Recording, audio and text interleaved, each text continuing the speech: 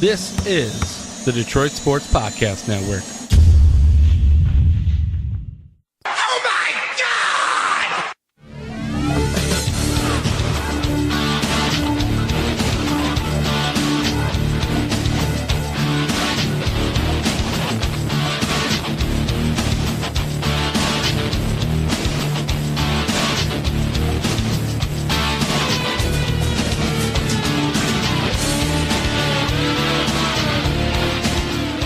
Welcome to another edition of the DocNJock Wrestling Report. The only thing hotter than Francine and a bikini back in her ECW days is episode 3. I am the Jock, Adam Straczynski, and rolling with me, as always, he's my buddy, he's my homie. I love talking wrestling with this guy. He is the Doc, John McEnroe. What's going on, John? But to be the man, you gotta beat the man, and I'm saying, woo, right here, I'm the man, woo!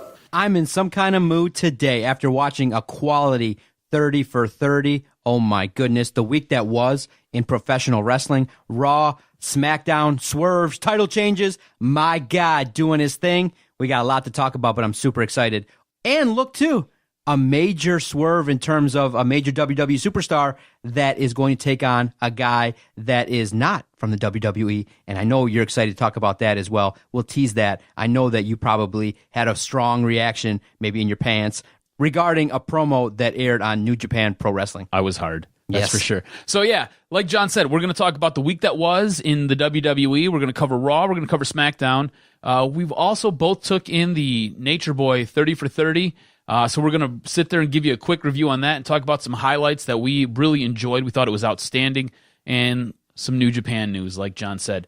So I think we should kick this thing off with Raw.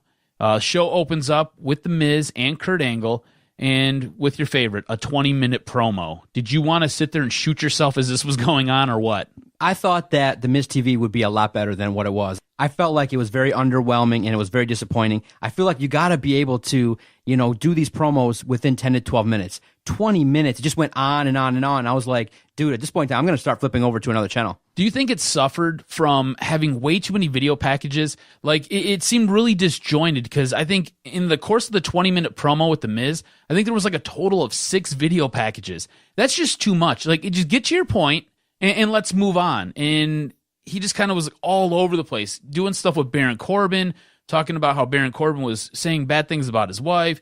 I'm your daddy. And the next thing you know, he's going with Kurt. And then next thing you know, it's Strowman. And you're like, okay, I have no clue what's going on. Basically, the gist of this promo was Miz wants to beat up Baron Corbin, and Kurt brought Braun Strowman in. And in order to get Braun Strowman on his Raw team for the Survivor Series, he had to make a match tonight. And that's going to be Braun Strowman versus The Miz in hour 2. And that was basically it.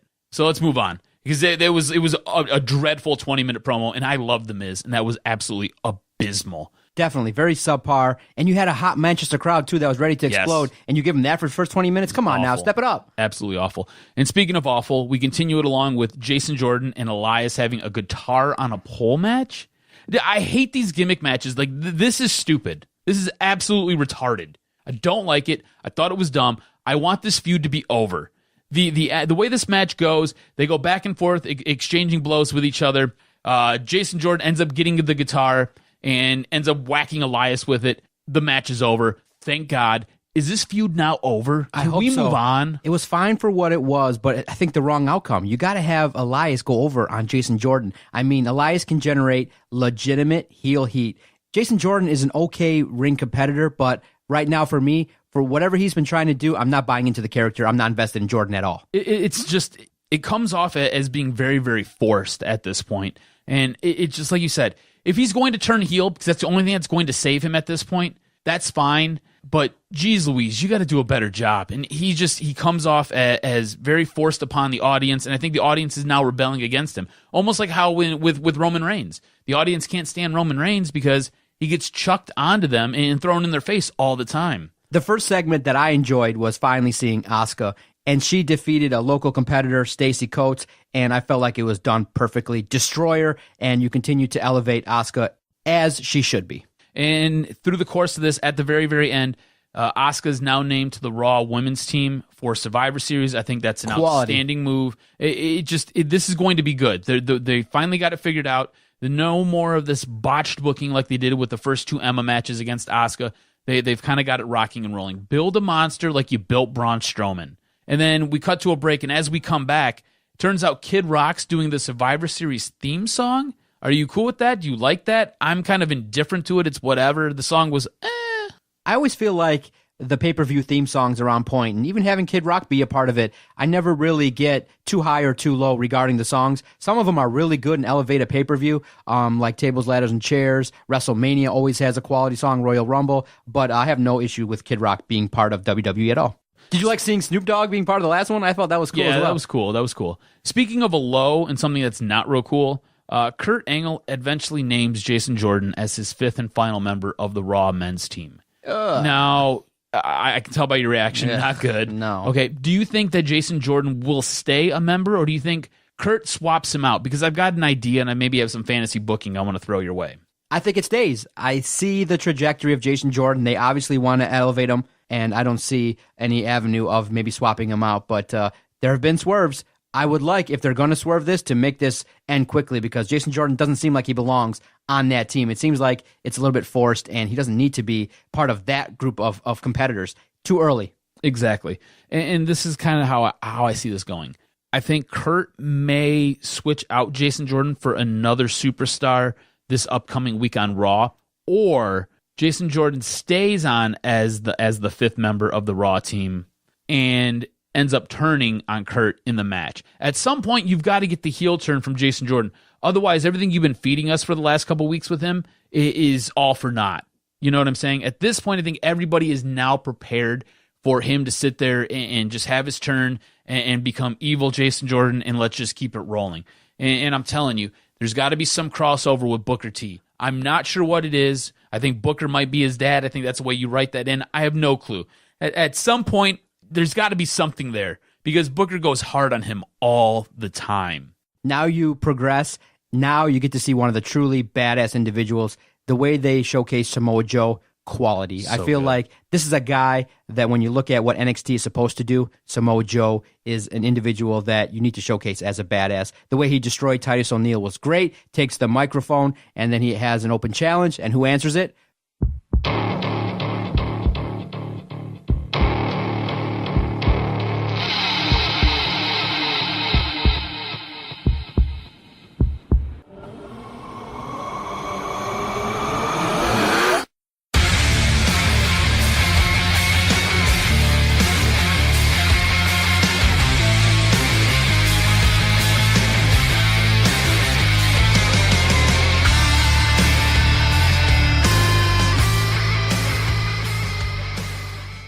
None other than Finn Balor. Of course. That was awesome. You know what's messed up? As he sat there and put his challenge out, I looked at my wife and I was like, watch Finn answer it. And then, of course, his music hits and I was like, geez, Louise, are they going to crush him? I thought for sure they were going to sit there and squash Finn Balor. I mean, that was my deep-seated fear. Now, they go on to have a great match. It was an outstanding match. It was a lot of fun. If you ever took in any of their NXT work, it's quality. I advise you to go on YouTube or go on the network and find it, watch it. It's enjoyable. In the end, they both lose to a double countout.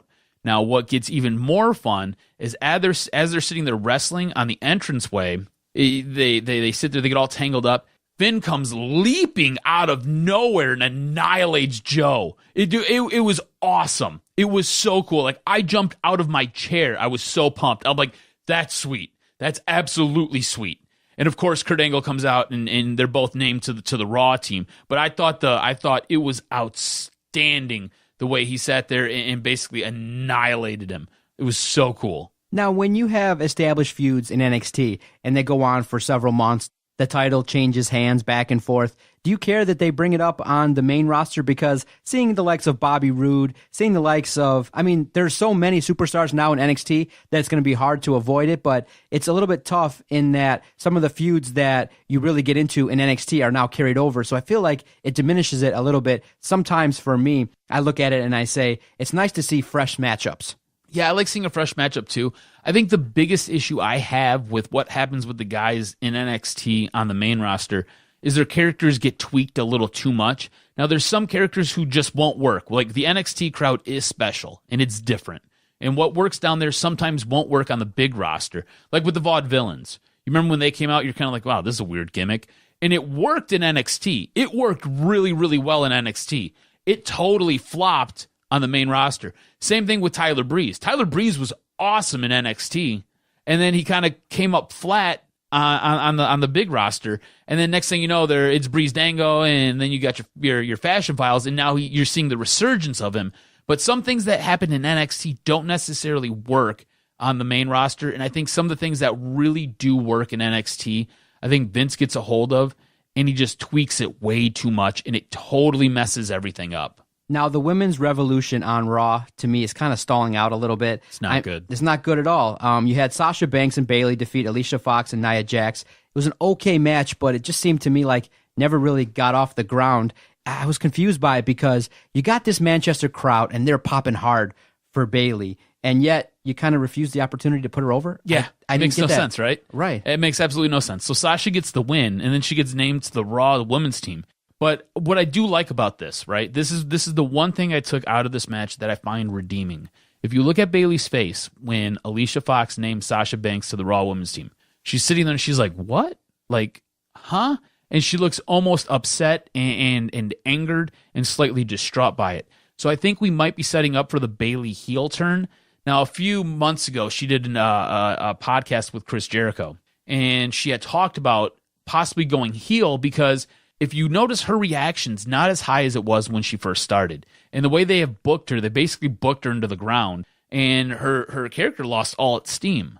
So maybe to revitalize her character, maybe you book her as a heel. I'm not sure how it's going to work out. I mean, I've heard a lot of different things because you're supposed to be having a 4-horsewoman from MMA and a 4-horsewoman from NXT matchup coming to WrestleMania, where you're going to have Ronda Rousey and her group of females from the UFC taking on Sasha and Charlotte and Becky and Bayley.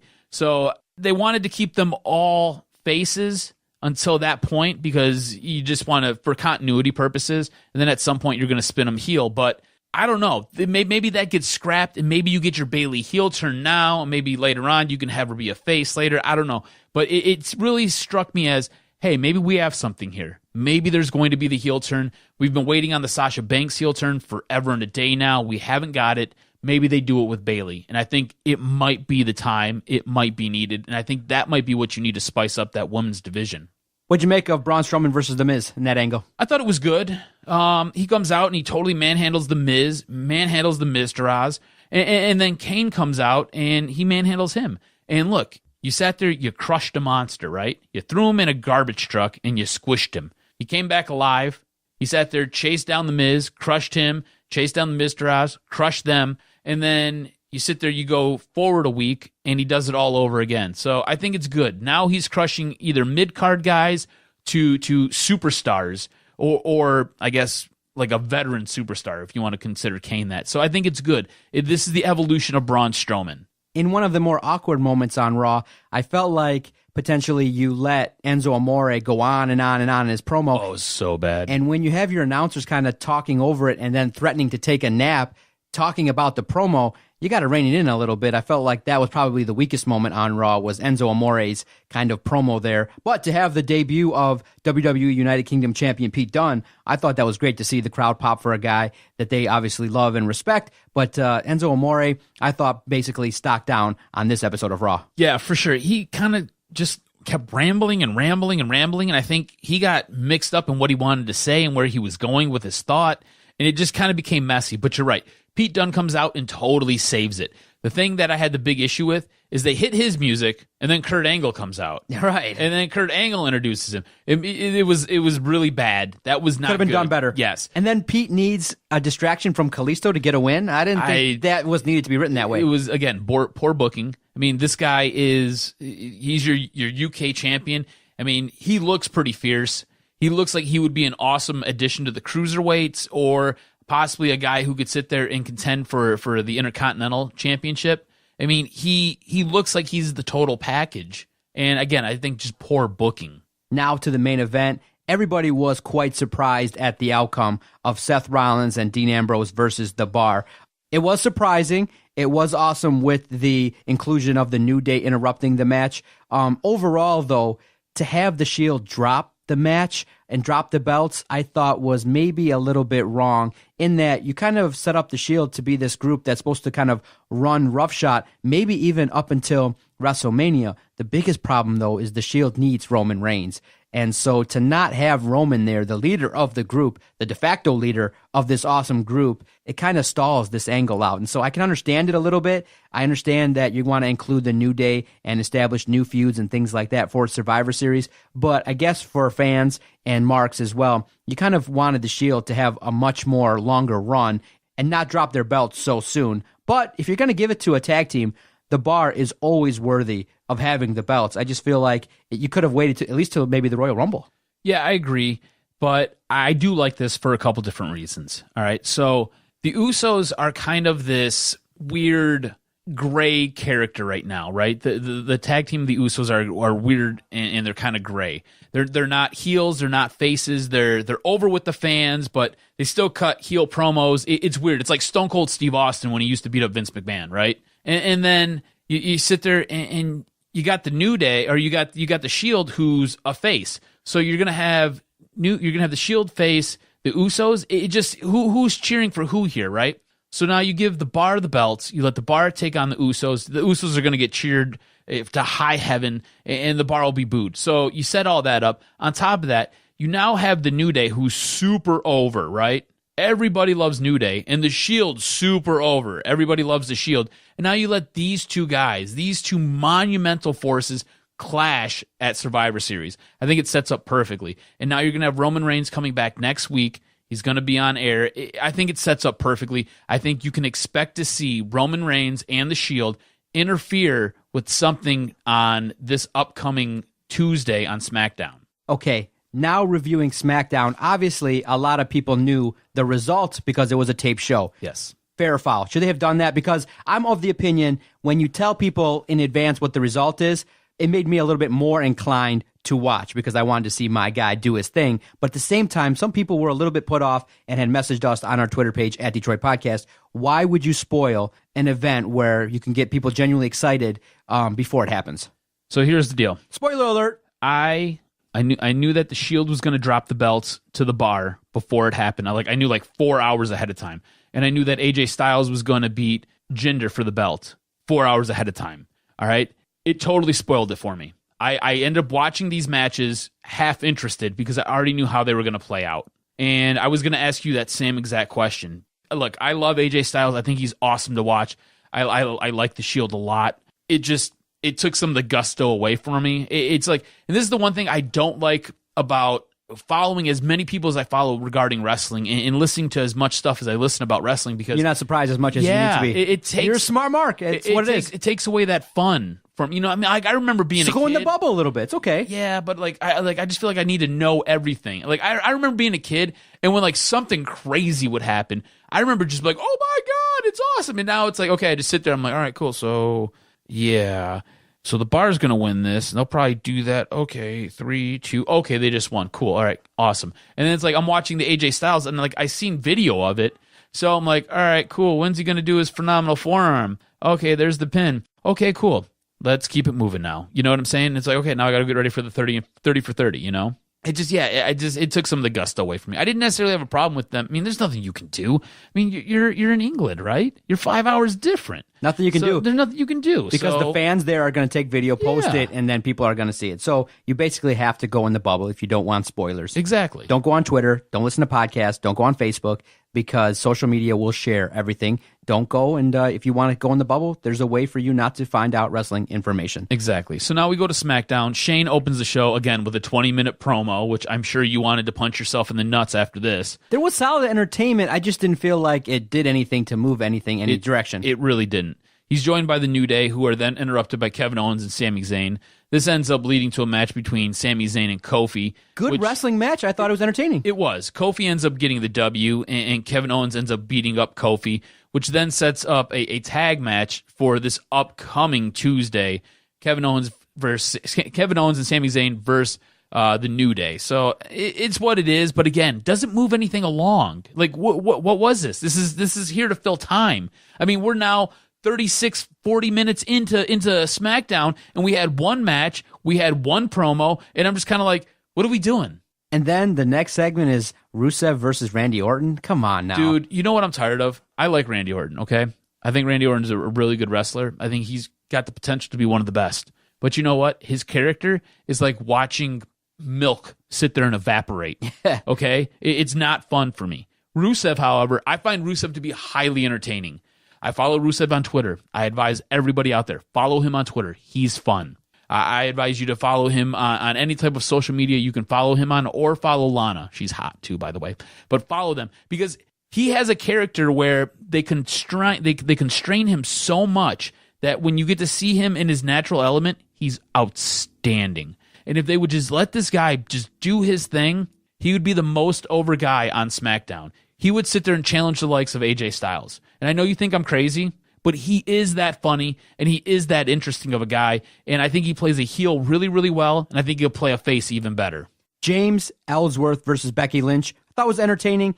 You had the classic gender thing where James Ellsworth dismisses women, and you had James taking the loss, and it was cool. Lynch wins via submission. I was entertained by it. I kind of felt like maybe you could have had Becky Lynch squash him even more, but it wasn't an in-ring classic, but it was very entertaining, and it did what it needed to do. Yeah, I think it was a good match. Becky ends up killing Ellsworth, which is awesome. The crowd was chanting that the entire time. I thought the best thing to come out of this is Carmella ends up super kicking him basically straight to hell.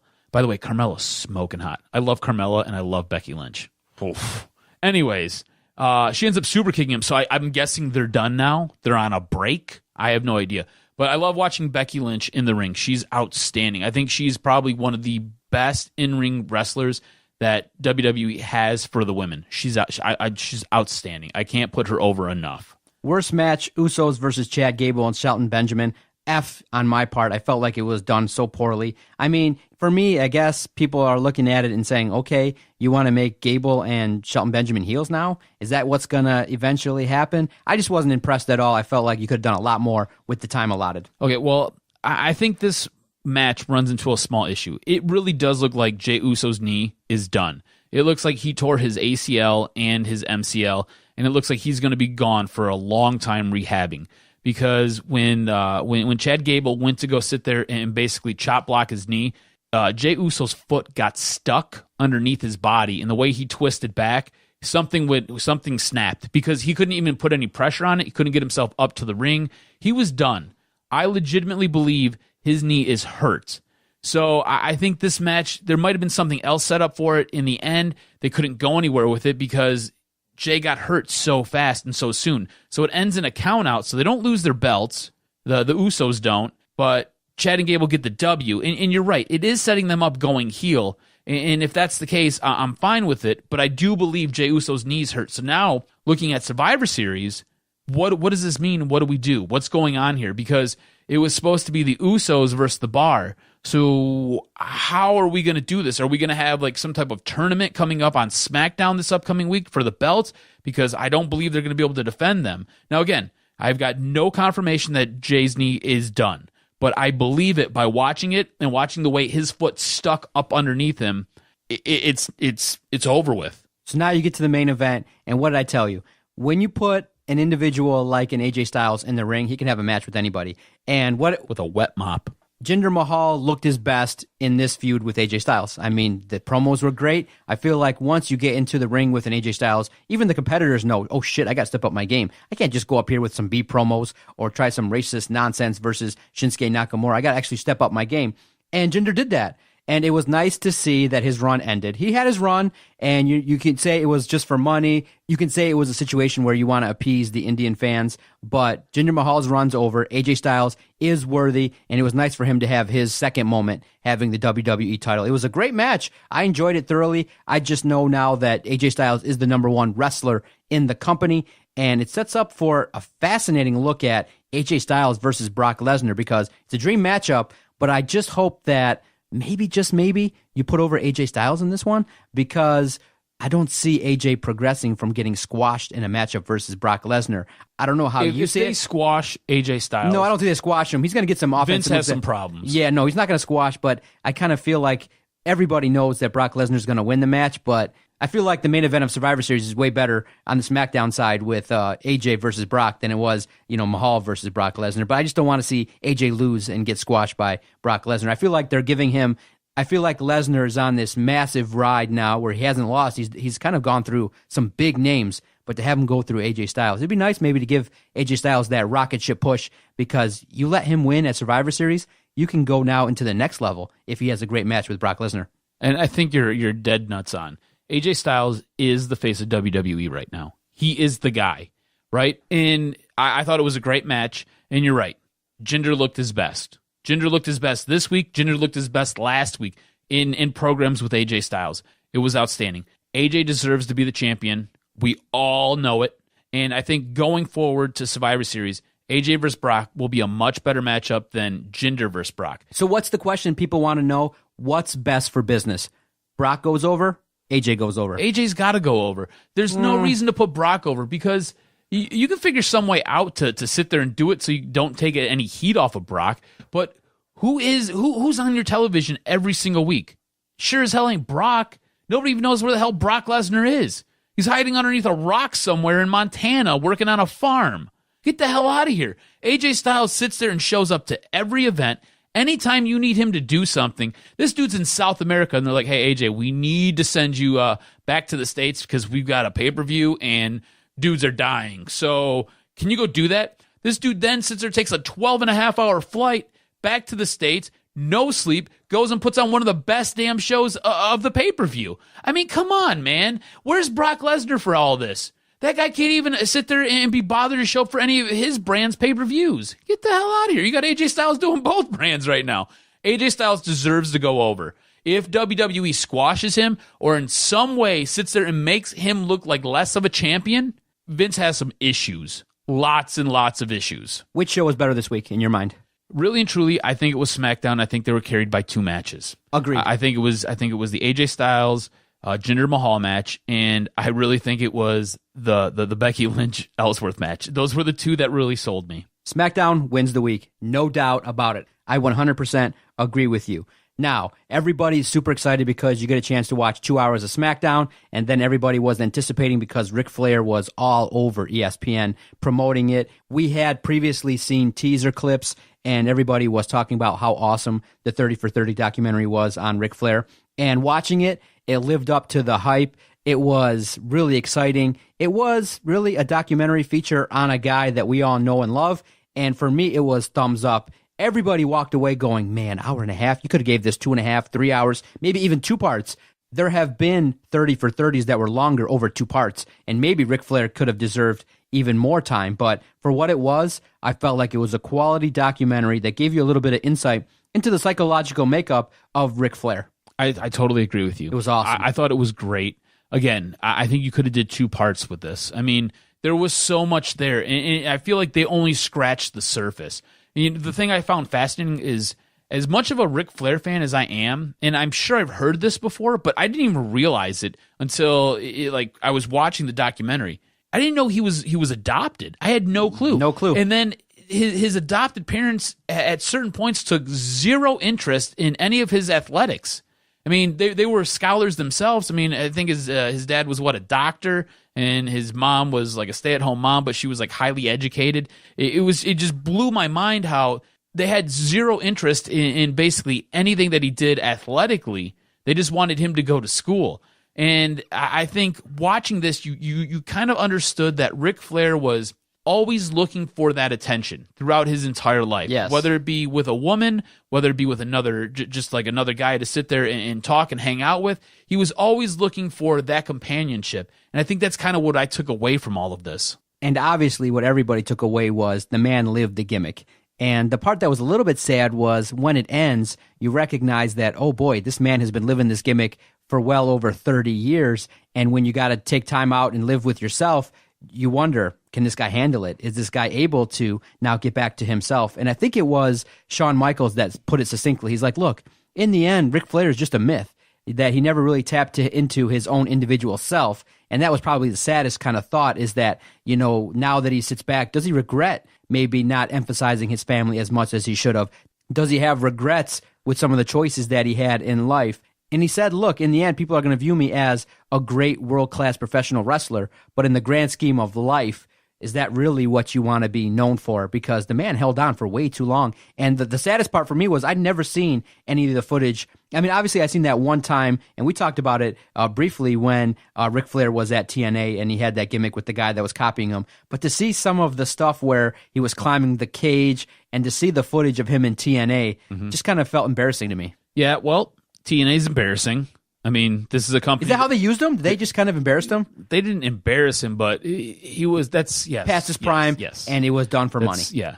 That's all it was. It was a money grab. It was a money grab. He is a guy who you can tell loves the wrestling business. Like, he loves it. Absorbed it fully. It was him. Yes, it was him.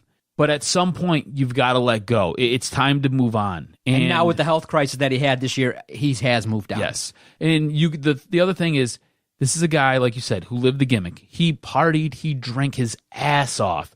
Like, it is unbelievable how much this guy would drink. And in the end, it's all kind of caught up to him. The one thing I find super interesting about Ric Flair is the guy never had like a six-pack. The guy was never overly muscular. He was always fit, though, right? He was so fit. I listen to a lot of Jim Cornette's podcasts, right? Because I find him to be totally interesting and fun to listen to. I don't give a fuck.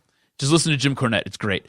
Jim Cornette sat there and would talk about how when they would go to get tested for their state license, the nurse would come in and she'd listen to everybody's heart, and they would have this contest. It'd be like Ric Flair, and it would be like Ricky the Steamboat, and it'd be like Arn Anderson. They would have this contest to see who had the lowest resting heart rate.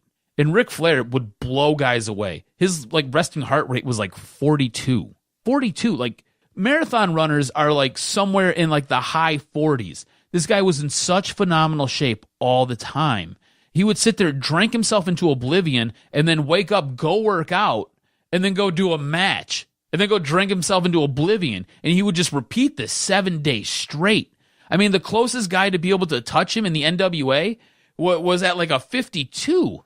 You know what I'm saying? Like, he just crushed dudes with his resting heart rate. It was unbelievable. He was in such good shape all the time. It just, at some point, he became a caricature of himself, and he needed to let go.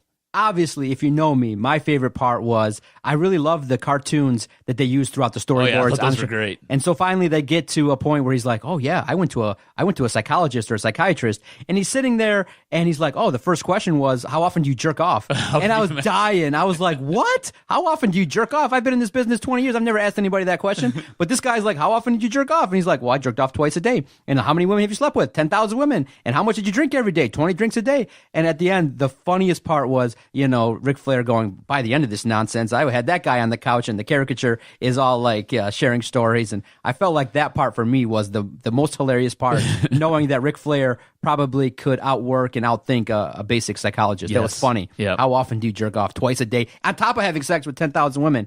That's a guy with a high motor, no doubt about it. That's for sure. High libido. I thought something else that was fun and very interesting, especially for us, growing up in the era that we grew up watching wrestling. Hulk Hogan was that deal. Like, he was on your TV all the time. If you had cable, you were lucky enough to get TBS, you could then watch Ric Flair.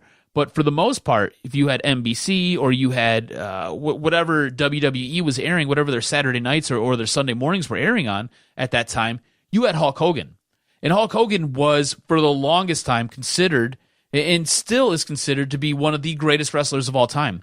Hulk Hogan finally came out.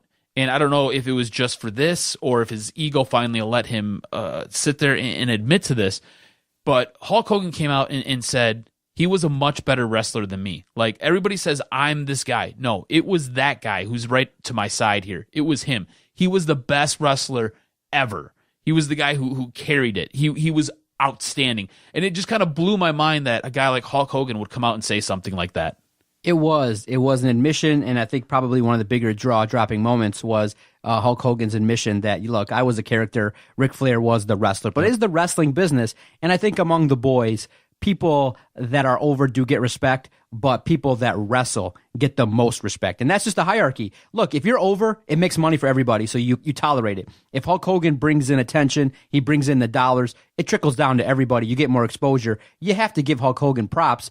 And sometimes you have to also look at it as that, look, wrestling is a grind on your body. And if you can just make it through without having to sacrifice your body, people will understand it, because there are people like Terry Funk that are walking around with 8-9 knee surgeries. They can't move. Does Terry Funk even know where he's at today? Yeah, exactly. You know, their mental capacities get diminished, and it's a sacrifice, and I can understand. I'm not going to begrudge anybody that's just over because of their appearance or a non-wrestling reason. But the real thing in the business is your connectivity to the audience and wrestling. Like, I'm a fan of Bret Hart. I'm a fan of AJ Styles. I'm a fan of Shawn Michaels. I'm a fan of wrestlers. And so that's why I think in the business, Ric Flair is a little bit more esteemed than Hulk Hogan. But a lot of people respect Hulk Hogan because there would be no what we're doing now. There would be no WWE, WCW. There would be no story if Hulk Hogan was not involved. So you got to give him the credit, but the respect is there, and it's nice to be humble enough to say it, that, look, Ric Flair's the guy. He wrestled. I mean, the big thing that Hogan said was, Flair wrestled hundreds of times for an hour. I never did it once. Yeah.